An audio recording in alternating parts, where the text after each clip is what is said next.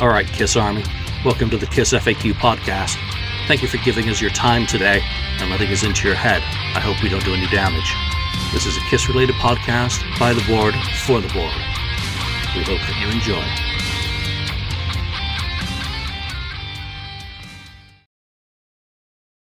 Hey everybody, thanks for tuning in to the premiere of my latest project, A Rock and Roll Party in Tokyo with Kiss. It was awesome to celebrate the 45th anniversary of this landmark concert and talk to other Kiss fans. Don't forget to follow my page, youtube.com/greatestshowonearthfanfilms if you want to see more. And there's more coming this summer. Thanks for all the support, and I'll see everyone soon. Thank you, Andrew. So if you haven't checked out the high-definition version of Rock and Roll Party in Tokyo, there, I'm struggling with the title of it again, do go check it out on Andrew's YouTube thingy page. That's it. All right, so welcome to the show. We've got Marcus Almighty Mark. Greetings. St. Louis Kiss Lonnie. What's up? And the voice of reason, Ken. Hello. 69th Blizzard. And what news do we have this week? Well, I want to lead off with something completely unrelated because you got to pimp your shit because I can't get anyone else to pimp my shit. So I got the first proof for Volume 2 of the Aerosmith tome. Ooh. It's as big as the fucking verse volume. 650 pages. I've already had to cut a couple of chapters out of it. This covers the Geffen years, going from 85 Dunham Mirrors through the chapters I've just cut are 2007 and 2006 Root of All Evil. So it will end on Rocking the Joint, which is, of course, Just Push Play era show. So I do want to thank everyone for their support of the project. There is now a Kindle version of Volume 1 up, but it does not include any of the tour data as that cannot be formatted for ebook. It is strictly a biography, the narrative sections from the book pruned out, and there'll also be a physical version because, goddammit, I got to recoup somehow. Talking about books, I've got one extra copy of Volume 4 of the Kiss Sound Focus. Someone was looking for them. They're out of print, so I had a couple of proofs printed up, and then he was able to find it elsewhere. So That's the first book I bought of Julian's. The very first book I bought. And that was my introduction, actually, to Julian Gill, was that. That is going to be one of the worst covers ever put on a Kiss book. And, the Kiss on Focus, I would do so much differently now that I've been taught how to write properly by my editor, which really comes in handy.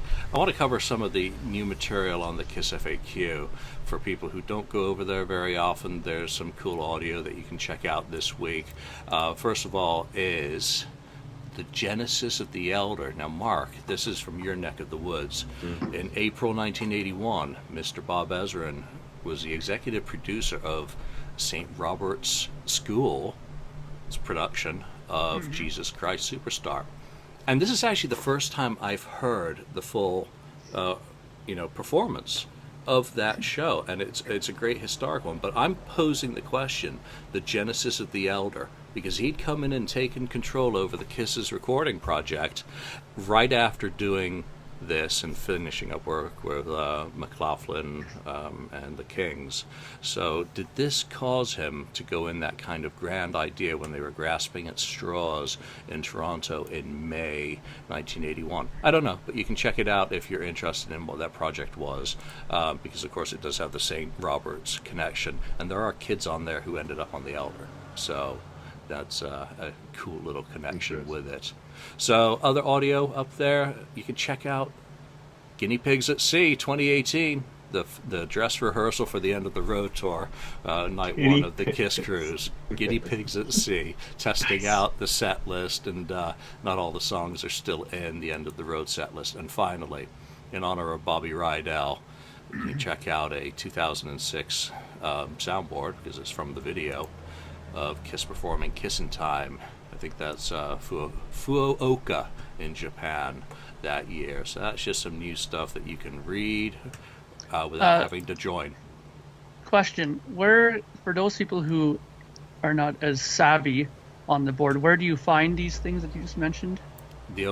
It's the only board that people can see who aren't members. It's the General Kiss discussion. Actually, there might be a couple of others. So it's the primary one where all the Kiss-related conversation is. So, talking about cruises, let's start out with that. The Paul Stanley posted a picture of Kiss That was an eye-opener this morning, wasn't it? That was. Lonnie, let's start with you on the eye-opener. Yeah, it's terrible. This is the last cruise, and we have a picture. We have like just some Photoshop bullshit of here's some Kiss makeup on some sailors. Oh, and Paul Stanley goes, "Oh, there it is, nice. This is for sure to be a collector's item." How about a picture of the band? Here's a novel idea. How about just a picture of the band and be done with it? But it's poor Photoshop of 4 sailors in Kiss makeup. In the Navy. And at the bottom it says he's in the Navy. At the bottom it says Kisstory at Sea. So I'm assuming that is the theme of the cruise this year is Kisstory at Sea. So what exactly does that mean? It means they're just going to do whatever the hell they want to do. They're not going to be held to like, oh, I guess we have to play songs off a certain album, or we have to try to play some deep cuts off a certain album. Kisstory at Sea means I can play stuff off the original album all the way up through our new classic, Hell or Hallelujah. So did they purposefully make the Peter guy shorter than the Gene? I don't think that much thought went into it, Mark. You're giving them too much credit. Okay. They just grabbed sailors from an old photo that someone else had posted on there, showed that the original photo where it came from, those guys, and they grabbed 4 of the guys out of 8 or 10 or whatever it was, and just plopped them out and stuck them in that that poster. Done. Let's do lunch. And put makeup on them. I wish if you want a cool picture, I got a picture of my grandfather on his submarine. That'd be way cooler. Now, the downside is that it would be British, and that would trigger some people. There was a boycott against the, the KissFAQ, and I had a Union flag as part of the logo at one point in the early, or actually it's the late 90s. The late 90s, it triggered someone. But that's pre-World War I. That's really cool. But it is the USS New York, so it does at New York least makes sense. It at least has a groove to it that connects with the band. I think if it was built around the theme Kisstory at Sea, I've got no problem with that. I think that's perfectly fine because the Kisstory biography, does that mean there'll be screenings there? And there were a lot of people who perhaps did not get to see it. People who go on the cruise haven't seen Kisstory. If that is the case, shame on you. But I think in terms of a collage of Kisstory would have been such a cool thing. I'm not here with the photo. Makes sense. The YMs in the Navy, the village people type stuff, a bunch of dodgy seamen on the cruise, literally and figuratively. Mark, thanks for we're going down the rabbit hole there. Yeah, thanks for holding up the picture, Mark. So, what are your thoughts on it? Well, I mean, just like Lonnie, when I checked out this morning and I saw that on there, I was shocked to say the least. I thought at first, honestly, it was like a joke. Like I thought it was like some kind of joke posting, and then when I realized that no, it wasn't. That Paul was actually being serious about this. I was like, really? Like all this stuff that's going on now with Kiss, you really thought this was a good idea? Like, this is not just opening you up for more ridicule, putting something like this on and claiming that this is a great idea and it'll be a classic at that. A classic. Oh, I mean, I don't understand this guy's logic. I mean, you must have read that when he posted this on his Twitter, he just got completely bombed with responses and people saying, where's my Dubai shit and why are you worrying about this stupid stuff? Paul's Twitter feed's been pretty good this week. Where he was in India. I mean, if he was hoping to put something up and have a good response to people, this was a bad idea because I think this just set people off who are maybe quiet initially, and they just laid in on him. I mean, come on, he would have been better off just putting it up there and saying nothing. Like none of this, like this is going to be a classic or it's not. Just put it up and just leave it, because as soon as you start saying stuff like that, the reaction is going to start happening. Save the hyperbole, and we're talking about Kiss, and it's just not possible. I feel bad for the artist. It's like you put all this effort into your school project, and you finally bring it in and give it to the class, and people are drooling on their desks, falling asleep, and your volcano doesn't explode. But I read a couple of comments. I'm like, I don't need to read that. I can go over to the FAQ and read the comments about it. So, Good. It's brutal, but it is a little bit out of touch as well. And that is a recurring theme this week, Lonnie, as you rightfully said, because posting a photo of yourself in Dubai, doing your Jesus post. I thought he was in Israel, in the Dead Sea, in the water at that point.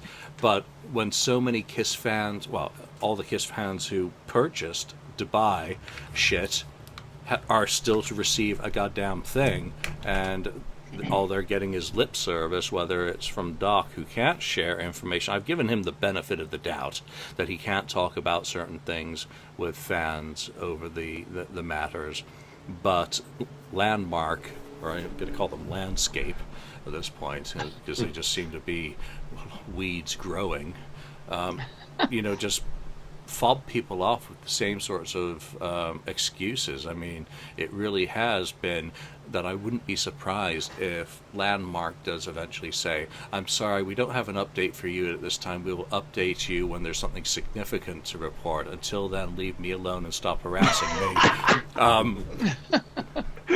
We're coming up to the year anniversary since that person had a update on their fucking Facebook page for the Phantom book. So we're left to assume that in a year he's made no significant progress. I mean, has he managed to put his other trouser leg on at this point either? Ken, what do you think about Paul vacationing in Dubai? It's totally ridiculous. I mean, I think, thank you, Paul, for, spending my hard-earned money on your vacation in Dubai when we haven't received any Dubai, merch that we were, promised as part of that Dubai Goodbye 2020 package. So, yeah, that kind of just, really rubs me wrong. It's like, I almost think he's doing it on purpose to a degree. And the same thing with the poster itself. While I think that's a little bit of a lazy poster, they could have done, there's no imagination. I mean, at least, like you said, Julian, put the band, or Mark said, put the band on the cover, the actual band, or, well, if it was the USS, New York or whatever, show that, more of a bigger picture, and then put them playing on stage, in makeup, kind of, put their image on stage, and put a Kiss logo on the side of the warship and stuff like that. Do something, at least, if you're going to go that route. It's just ridiculous. But yeah, the Dubai thing, it's like he really, either doesn't have a clue what's going on, or he just doesn't care, just doesn't care. Enjoy the vacation, and we got your money, and good luck with receiving your merchandise. Yeah, and no one's berating Paul for having a holiday. The man has worked. You can have a holiday. That's fine. Worked his ass off for 50 years in music, and we owe him nothing. However, we are owed Dubai, and the things that fans purchase, they are owed, and those are the CEOs of Kiss Corporation. So, give us the money back, otherwise. Yeah. Let's talk about rumors and gossip, because someone posted on Facebook that there might be an announcement coming on Friday, which is, of course, tomorrow now. What are your guesses, and what would be your hopes that announcement could possibly be? Lonnie, let's start with you. Well, my hope is, and it's probably a little bit early for it, because the 30th anniversary of Revenge isn't until next month, that we would get something in the vein of what they've done for some of these album re-releases. Whether it be, a Revenge on a colored vinyl with some t-shirt re-releases and things of that nature. But supposedly the rumor says that it's going to make some people happy and it's going to piss other people off, and I don't see how that is going to piss people off. You know, I mean, if you Not don't want revenge, it, no. you know what I mean. If you want it, get it. If it's not going to piss anybody off, though. So my thought is that it's going to be something along the lines of those 2014 reissues that were only available through the Kisstory box set. Like the 6. Yeah, that there will be that one of them will be re-released in some format, and it's gonna or the other one which would actually be really cool because I missed out on it and didn't get it, would be a colored vinyl version of Dress to Kill, since that was so fucked up and people who ordered it didn't get it, and it never wound up on You Discover Music or Sound of Vinyl or anything like that, and people who said, "Oh, I'll just wait till it's on there," never got it, and people who did order it off of Kiss Online never got it either. So those are my two thoughts. It's one of those 6 off of Kisstory or a colored like second run of Dress to Kill, which that's my real hope, is that's the second colored run of Dress to Kill. And nothing is sacrosanct when it comes to the Kisstory releases. Germany's already done the double platinum and metallic gray vinyl Killers. with their cool cover, Killers, and It's absolutely luscious hot pink. So, you know, for those to be exclusives, I think they remain exclusive if they stay in that form, and there are only 1,000 of them anyway. Now, if they do something, if they do release something along those lines, then at least I would hope that it is something that does, you know, also not break that kind of promise, but it is Kiss, so the promises don't mean shit anyway, so we'll just have to wait and see. Promise? Come on, Mark? we went on a farewell tour 22 years ago. Yeah, exactly. Mark, what do you think it might be? What would you like, for that matter? You know, one thing that I thought would be really cool if they did this, but I think that because there's probably a lot of red tape still involved with this, I don't think it's going to be this. But I thought it would be awesome if they did like a reissue of Sonic Boom, since it's so hard to find that record in any sort of real official capacity. You know, I thought that might be a good one, because if you think about it, some people might be happy, people who haven't gotten it, and some people might be pissed off. Well, people who don't like Sonic Boom will be like, really? They're doing that? Like, I can see that dynamic with that kind of a release. But, you know, there's lots of other albums that I think that they could do as well. I like the idea of the Revenge happening, because that's really not a record that's out in very vast variations as far as a vinyl release is concerned, right? There's a 2014, there's the original one, and then there's that really nice marble one that my very good friend and co-host Ken Keenan sent to me, that I got from him. Thank you, by the way, for that. I do enjoy that to this day. And that one would be a good one to do as well. But, you know, with Kiss, you never know what's going to happen. Like, for all we know, they're going to do another record. Like, I don't know, they'll do a reissue of Destroyer in orange now or something. Like, it'll be something that, you know, yeah, I know what I mean. It's going to be something that you're just going to roll your eyes about. Again, I really hope it's not. I really hope they would maybe try to do something like Sonic Boom, but you know, but I don't know if their contract with Walmart has expired with that, or what's going on as far as that goes. But I'd really be hoping that maybe they did that. You know, whenever I hear something like that where they're saying people are going to be pissed off or some people are going to be happy, I always think of something more recent because of that. You know, like, are they going to do like a reissue of Monster now or something? You know, like just something that people are going to. Yeah, exactly. Like the reaction that Lonnie just did, as what I would expect if they were to say something like that. Like, why would you do that? You know, but they haven't done a Live 2, which Ken has brought up many, many times, that there hasn't been a proper reissue of a Live 2 come out yet.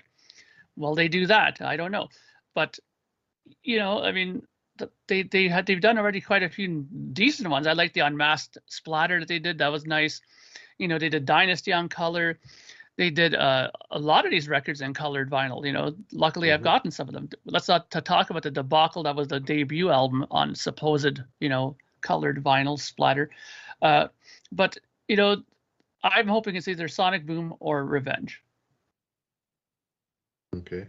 Nice. So sorry. Amazon was delivering at the exact moment, and the box looked like it had been destroyed, and yeah, items are missing from it, which sucks ass.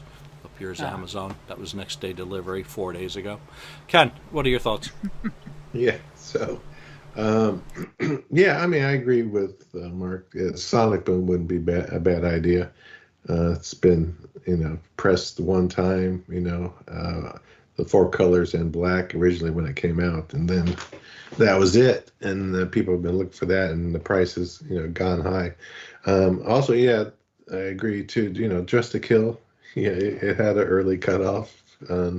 It's possible, I guess, but I think if they do that, it should be a different color just to keep it different. And if it's something from Kisstory box set, yeah, we talked Greatest Kiss maybe, but then that would have to be in a different color to keep it exclusive in Kisstory. They'd have to do something different with it. Then it's still exclusive, because if they do it in the same black vinyl, then it's not exclusive. And maybe use the same masters and everything. It's not going to be any more exclusive. So I would think if they do it, they're going to do it in a color, and that's allowable as, something different. But for me, yeah, I don't think it would make anyone mad, at least if someone did like a Live 2 or something like that. So it's going to be one of those ones where it's highly collectible to a few, and and they'll be mad about it because it'll drive the price down on what they have. The other thing that I read too, some guy did mention about the elder picture discs that sold out in 15 minutes. What if they somehow are saying no? They're gonna either cancel it because they or they're gonna do more. That could go either way too. So I don't know. We'll see. Julian, did you say it was Friday that we're gonna get this announcement? Or Excuse me. Allegedly, but again, it's a rumor and a tease. So I think all of you hit on some pretty cool. Options and opportunities. Greatest Kiss celebrates 25th. When it said about pissing off, excuse me. Bless you. That's true. Yeah, allergies, man. Pissing off collectors, I immediately thought Greatest Kiss, because. But then again, if it's going to cancel, I hadn't considered that. If it's, say, canceling the elder thing, which is already in process, especially after it's been delayed, then yeah, that would piss off collectors as well, because there was a big deal of exclusivity on especially the limited edition picture disc, pardon me. So I don't know. I think Greatest Kiss would be great, being the 25th anniversary, and it really being one of the, especially the 25th anniversary for the American release, because it was released in November 96 in most other markets. And if it was the American track listing only, that would actually be pretty cool. And colored vinyl, add to that, maybe would be pretty neat, actually. I wouldn't have a problem with that, and I've got the box set. It wouldn't bother me.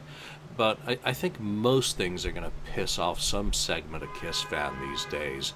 Just seem to be. Yeah, see, there was one out there. Some guy was pissed off. Didn't like my suggestion.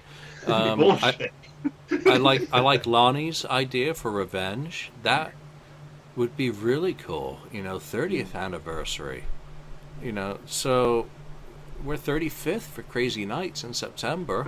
How about the blue in the shade of Paul's knickers, from the back cover? Knickers. Nice. The Revenge thing, though, if you're ever going to do it, this is it, though. If they don't do it in May for the 30th anniversary, will they ever do anything for Revenge? This is the one opportunity that there is, really. Yeah, and here's the thing with Revenge, Lonnie. You still got Bruce and Eric. You can still have that album pre-signed by the whole fucking Revenge lineup. Talk about something that would be super cool, because I think they're still friendly with Eric Singer, aren't they? I don't know. Hopefully so. You did. You were in Vegas, weren't you? I was in Vegas. I was walking. My wife and I went and played Kiss Monster Mini Golf. Dominated, by the way. And so we called. So she let you win, right? Oh yeah. So we called an Uber and we're walking to the Uber pickup, and this big dude. We're walking one way, and this big dude followed by this little dude walk right by us, and I look at him. I go, "Looks like Eric Singer." Looks like Eric Singer. I go, "That's Eric Singer." I go, "Eric Singer," and he turns back and goes, "Hey!" He just keeps going. You just keep going. Get away from me. Get away from me, freaking lunatic Kiss fan. Kiss fan. Oh, that's nice. I mean, you got to show Eric some cool. love. Talking about Vegas, there's just going off on a little tangent. Anyone been watching the VideoBob restoration of Eric Carr's Porsche, which used to be at Rio's Monster Mini Golf, but apparently was sold to him. And it's interesting. I'm not a car guy, but I'm pretty sure I wouldn't wash the engine before doing a little bit of work on it. But like I said, I'm not a car guy. It is entertaining, and to at least hear him talking about showing some love for that. No doubt he's looking for a payday. That's his line of work. But that car was in pretty bad shape. I think the funniest thing to come out of it was he was complaining about the dust in it, and they were actually someone's ashes. A fan had tipped in another fan's ashes into the car. Oh, really? Yeah. Nice. Well, they've since been cleaned, so that poor fan is having part of their eternal hereafter, not where, I guess. They're somewhere out there. Yeah. So it's something neat. I mean, it seems I never realized there was divisiveness about that either, but there are links to it on the FAQ, and if not, Google it. One other little side tangent which came out today, in efforts for Ukraine relief, Pink Floyd put out a new fucking single, They which did? blows my fucking mind and makes me think Mark about not on Kiss. top of this one? What the hell? I didn't even hear Well, about this. it makes me think about Kiss because of something David Gilmour said about it. Because it's me and Nick, it's Pink Floyd, and it's the most recent rhythm section that I think David Gilmour played with Mason, of course, and a Ukrainian who had he's in a band, and he had posted a video of him singing a Ukrainian song on Twitter when he went back to fight for his country, and that's a completely non-partisan way of looking at it, apart from him being a partisan by fighting for his country. And David Gilmour saw this and called up Nick and said, "Hey, I want to do something with this, and I want to put it out as Pink Floyd." So they did, which is really cool. And it also made me think a little bit about Gene and Paul and some of these, fans who say it's not Kiss because it's not the original four. So that's just the tangent. Yeah.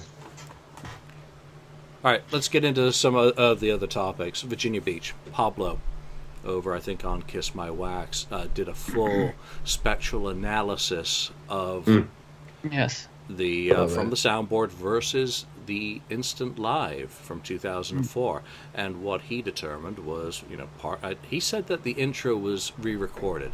Now, to my ears, it's not. It sounds like it's just edited to get rid of the "All Right, Virginia Beach," which doesn't sound that clear on the instant live, and just start with "You Wanted the Best." But 20 minutes of Paul's raps are cut. That's 20 minutes. And some of Gene's bass solo, and there were some edits on 2001 as well, but that's quite substantial. Now, on the positive side, 20 minutes of Paul's raps are cut, which Paul Stanley raps. ain't such a bad thing in some ways to tighten it up and make it more listenable, enjoyable as a product. But the question for you, Lonnie, how much messing around with archival releases do you think is acceptable, and what should be left well enough alone?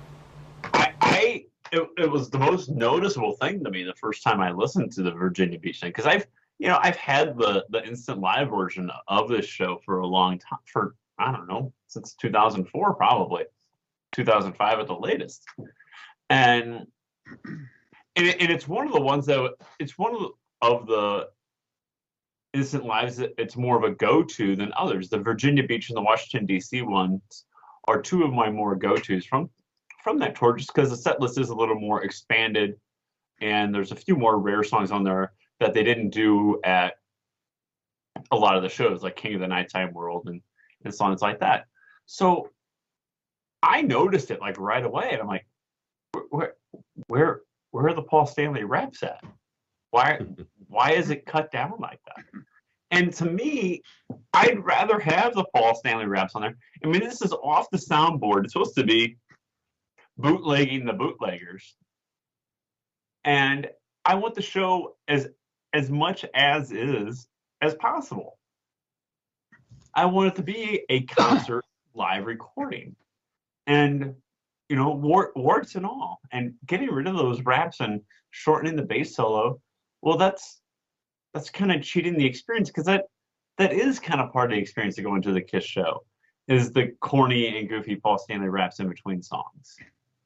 So I want those, and I hope now we'll talk about Donington here in a little bit, but there isn't as much Paul Stanley raps on the reunion tour, and they got more and more as time has gone on since '96. If you listen to your '96 bootlegs or from the reunion tour, there isn't a whole lot of Paul Stanley banter in between every song like there is now, or like there was in 2004 anyway.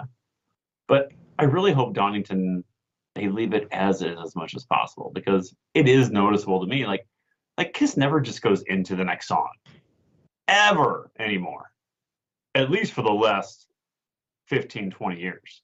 Never just goes into the next song. So it's noticeable, and I'd rather have it as pure as possible. Mark, musician performing live, from your perspective as someone who's been on the stage, you actually you had a live album, didn't you? You were on a live album that no one could find. What are your thoughts on that?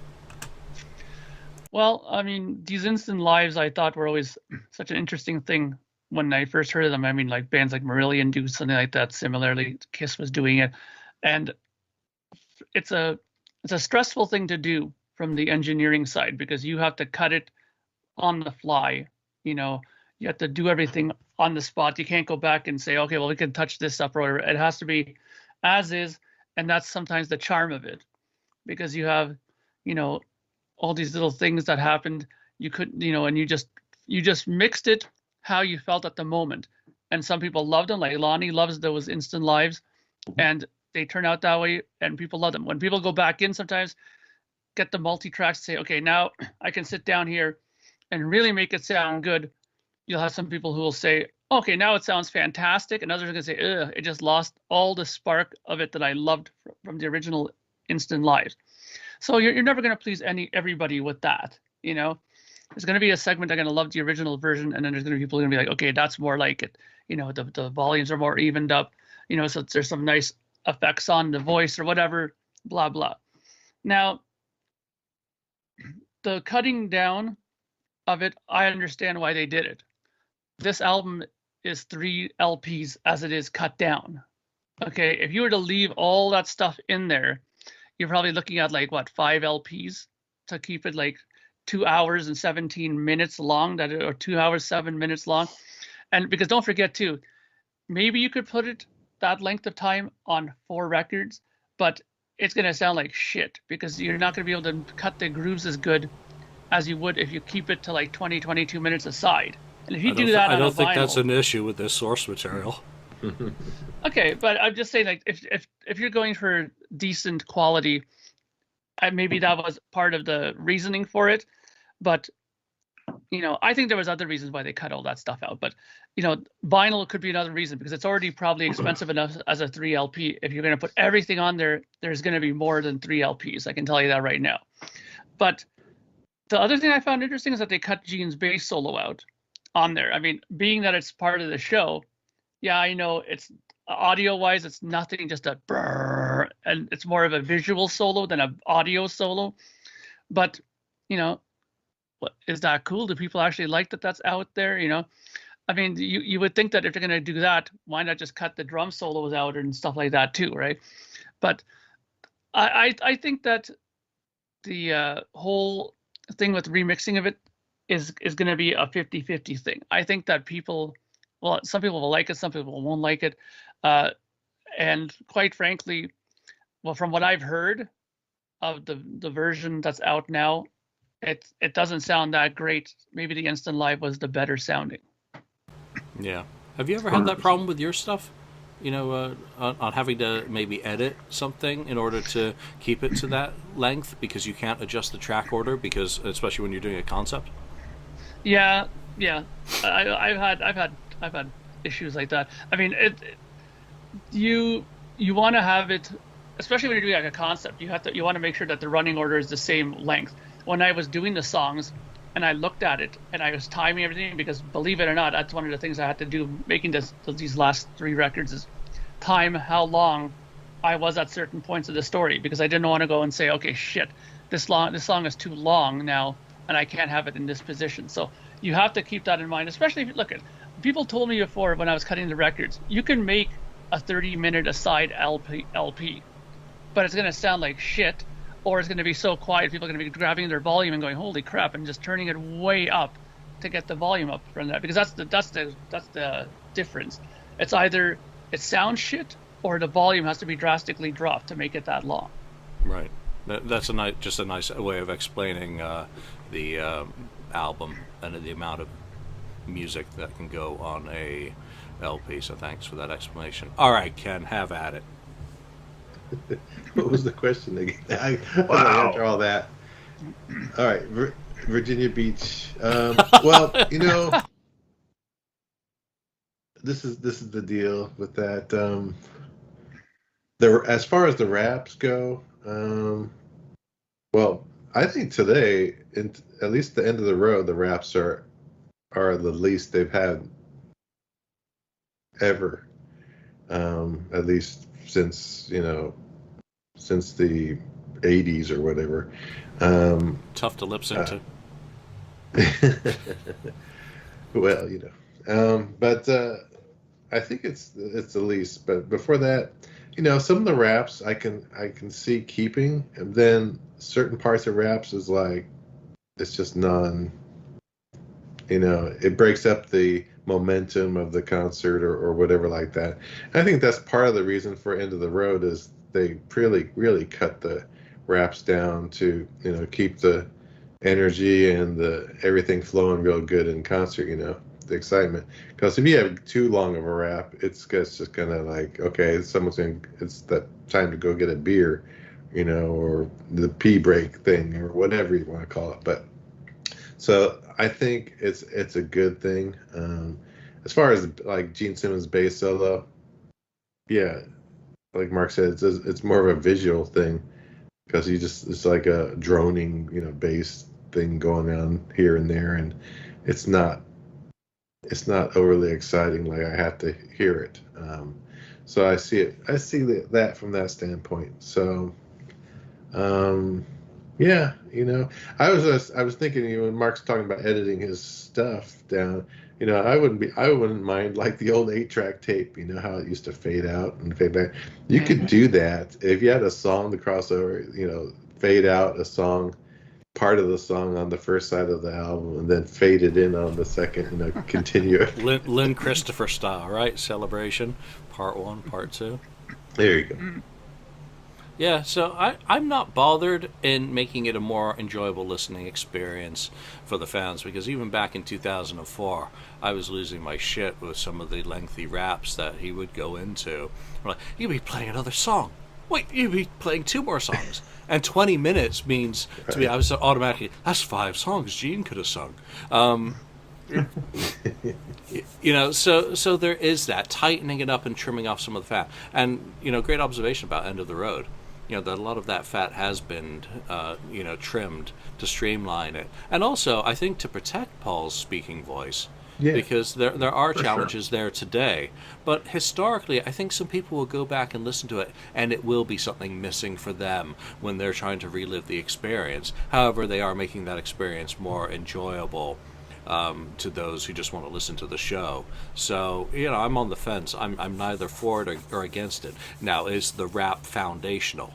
Is it an important story? Now, I don't need to have a Paul Stanley 1980s Love Gun rap, thank you very much, ever again. I've heard that when I was 14, and now I'm 50. I'm a little bit past that, or the Michael Jackson doll, if they ever do shows from that era. So if it is a foundational one where he's got a story of, this song's from Rock and Roll Over, Let's Play Love Gun, then it's cool. But there is also a place where I can understand them cutting it out, because there are some that just don't work well on that format. And rightfully, as Mark says, if there are technical limitations where the volume is so low, as we know from recent experience, Kiss fans aren't a big fan of albums that they have to use their knob for listening to. Turn up the volume, Lonnie, you dirty-minded individual. Have you used your knob lately? You need to use your knob more vigorously. All right, so I think Lonnie alluded to Donington as well. When we did the show with Andrew, we recorded that in advance of the announcement being made about the next Off the Soundboard, which is, of course, Donington 1996 reunion. It's one of the shorter shows, which is interesting, and they didn't perform Beth that night, which is also interesting. But I don't think many people have heard the soundboard, or if they have heard the soundboard, we have no idea what that soundboard's going to sound like when it is actually released officially. So, Lonnie, let's go back to you as the starting point. What's your take on that as the third title in the series, and are you excited? Are you going to give it a thumbs up or a thumbs down? I definitely give it a thumbs up at the fact we're doing something for the reunion tour. We don't have an official live release from the reunion tour, and the fact that we're finally getting something, I think it's absolutely fantastic. They announced it on April 1st, and it was such a cool announcement. People thought it was an April Fool's joke, because there's no way Kiss is doing something this cool that they're releasing Donington 1996 with the original lineup on the reunion tour. I mean, come on, how cool is that? But I like the fact that they have it looks like the Second Coming type T-shirts, with the band standing in front of the fire, and that those look like all my shirts from 1996. That type of pose, and on the back it's like the reunion tour type of script on the back. Oh, that's really cool. I mean, and that's what I want to see, because they did that for Rock the Nation. They recreated those shirts for Rock the Nation for the Virginia Beach show. So they did the same thing for this show. So it's oh, that's really cool that they recreated the shirts are almost the same too. So if we're going to keep doing this, let's do in the same vein. If we're going to do a live show from Revenge or Asylum or anything for that matter, if we're going to do shirts, let's do those shirts in the same script, in the same vein as those tour shirts. But at the same time, as cool as I thought it was, Julian actually saw it from you first. That didn't buy it. No, I did. I've not bought it yet, because I'm going to get it from You Discover Music, because I want to get my copy and not wait longer than everybody else. But I also see, Ken, you've pre-ordered, but I'll get my copy before yours. So we know that from experience. But I also think it's very interesting, Julian brought this up, that Beth and New York Groove are not performed that night. And at the same time, and so as cool as it is, I'm for the reunion tour, you're finally doing a proper release for the reunion tour, and you pick a show where Beth wasn't performed. And I thought that is a slap in the face to Peter Criss. That, we're going to do this, but you know what? We're not going to put your signature song on the album. And I think that's pretty low. Right, but, well, yeah, okay. There's clearly a conspiracy. I think so. It is convenient, isn't it? I think it's very convenient. Very. My take on this was, number one, I'm not buying any of that junk. but it's some good-looking junk, I must say. They've done a great job with the merch for this release as well. So I'm happy with that. Am I happy with Donington? Yes, exact same reason that you said. Fans have complained about there not being an official live recording from that. So why not a big recording like Donington, where they'll be playing this summer, hopefully. Fingers crossed for all our European friends that goes through. So it was broadcast on MTV or various places, bits and pieces around the time, which is very cool. So, it's a connection. I was there. I did not go. I can't think of anything I'd like less than going to a goddamn festival, even if it's Donington. Just forget about it. I ain't doing it. So, cool picks. I have not ordered it yet. I am waiting for same place Lonnie, because I have a coupon. So I plan on saving some money and getting some free shipping, and I don't need the goddamn vinyl. I ain't gonna play it, so not even gonna get one to give away. But I think it's a definite step in the right direction, because most people won't have it. It is something that people want. Performance wise, I think there's better, but I also think it's splitting hairs at this point, because the reunion tour was up and down and it was a break. Ken, your thoughts on it? Yeah, I'm mute. Yeah, I mean, I'm getting it, obviously. Wait, Mark, what was that? Do they have a new Showing us Destroyer? Do they have a new personalized double Destroyer platinum? It's a double platinum award, yeah. Is that Oh, new? that one? Turning a corner, are you? It's been out for a while. Holy shit, that looks good. Mark, are you turning a corner? No, I'm just trying to, show the listeners some of the stuff that's online. I'm doing my part to contribute Fair to enough. the audio quality and video quality of the show. Yeah, that proves how much I care about merch. Sorry, Ken. Continue with your thought. No, it's okay. So yeah, I thought about, well, should I just hold off on that vinyl? I ordered it on Kiss Online. With knowing the fact that they changed their whatever the people who distribute their facilitator, the store, or whatever. order fulfillment company. Oh, there you go. The fulfillment company has changed, so I assume that it's going to be better. Well, it's got to be better than the old one. I can't believe it'd be worse than that, but we'll see. We shall see. But yeah, I mean, to me, again, this release, to me, in a way, while I think it's still it's better than the Virginia Beach thing, I think it's still a little bit lazy in what they're picking. That's just my opinion.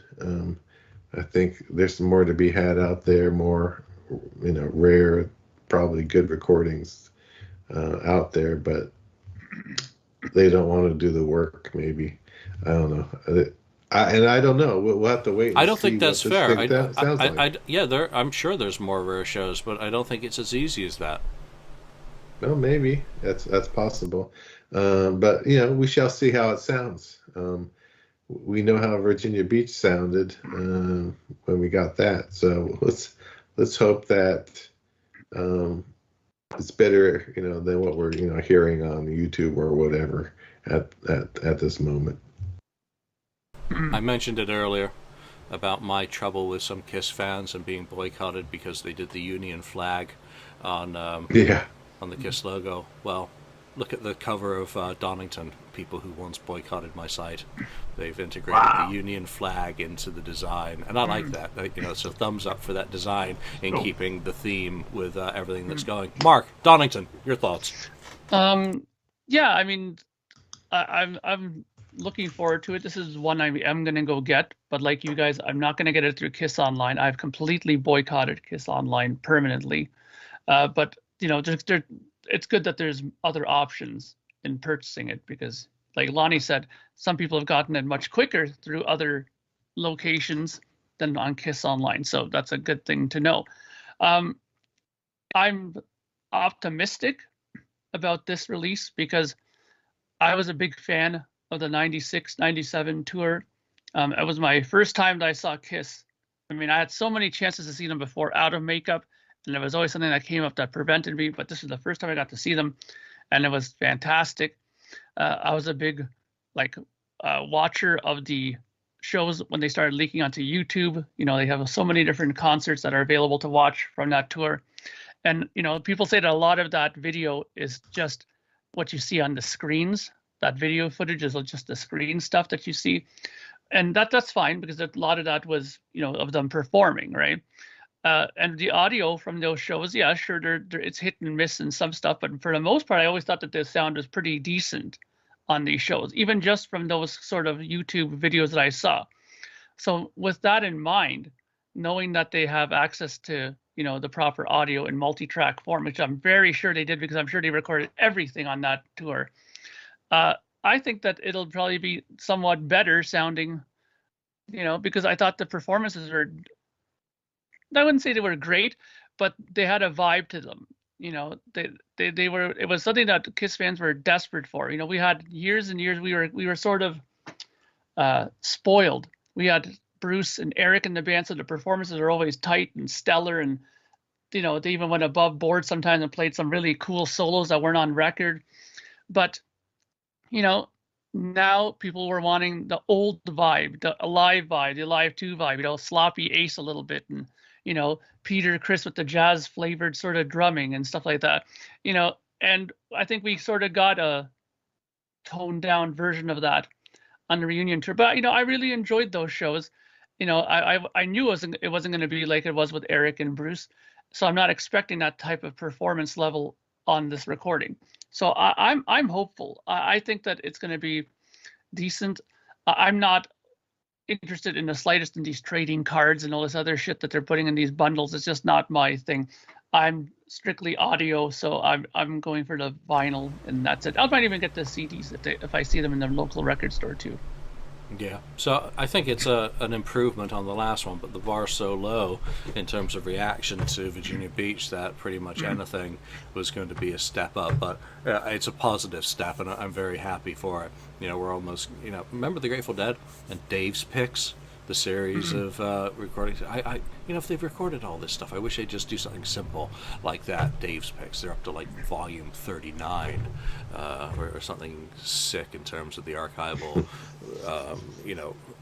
releases done by the Dead, and they released the full Europe 72 tour.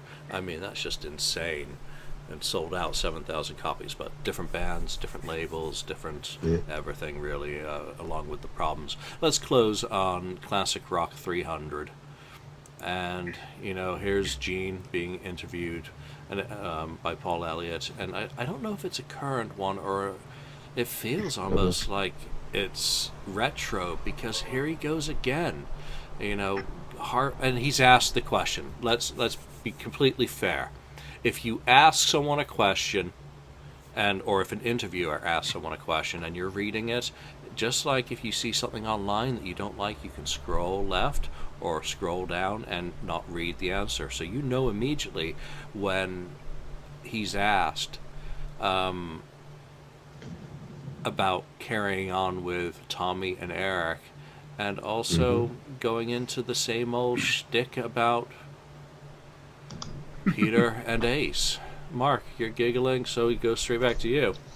Yeah, it was interesting, because I was trying to figure that out, like what timeline this is from, like when did this come out, because it just seems like there was this period of time when Gene was really all about insulting those guys, or jabbing at them, because when it says here that eventually they left the band. Were you at all sad to see them go? Ace and Peter were a pain. There's no other way to say it.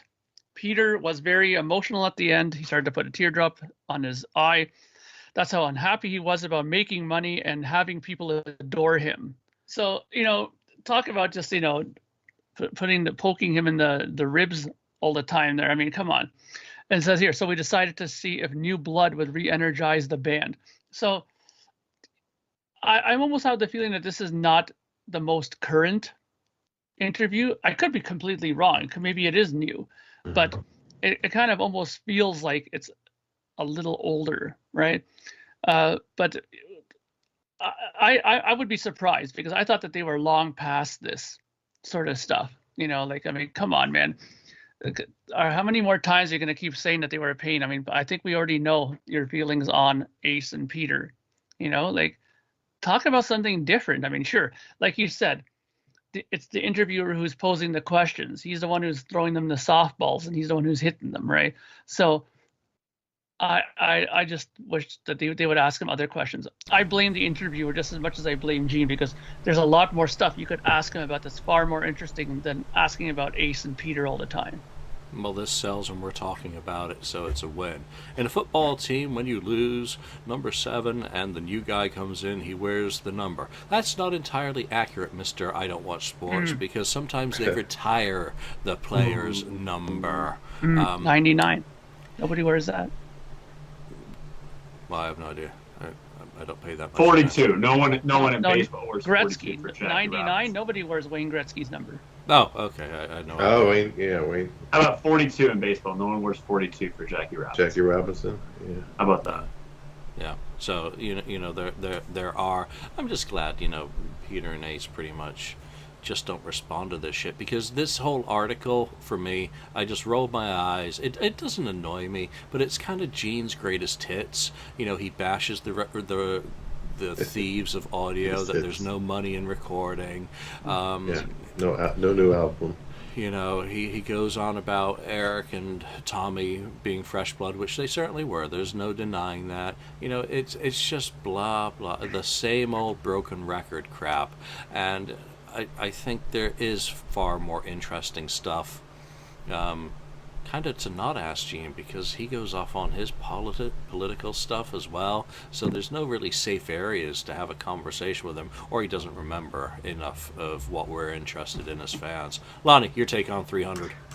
Yeah, it did seem like an article or like an interview that was conducted around the start of the reunion tour. I mean, at the start of the reunion, the start of the end of the road tour, because it's the same type of rhetoric they were giving 3 years ago when this tour started. 3 years ago when this tour started, that Ace and Peter this, Ace and Peter that.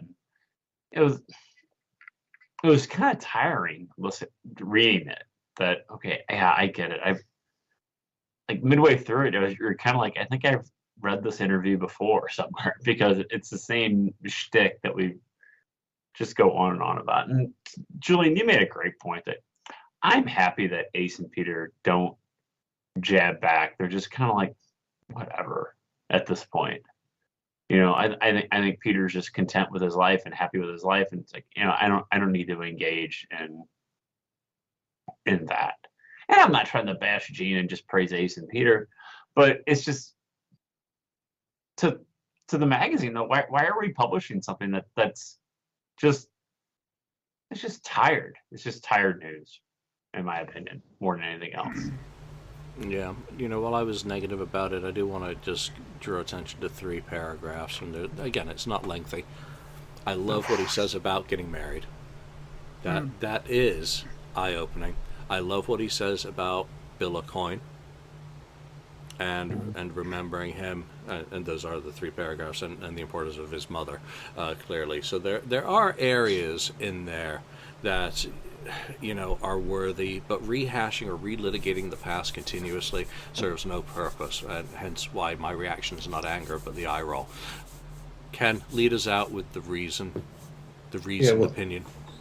Yeah, well, this classic rock, I'll have to pull out my classic rock Kiss special. They had one, like a year or 2 ago or so.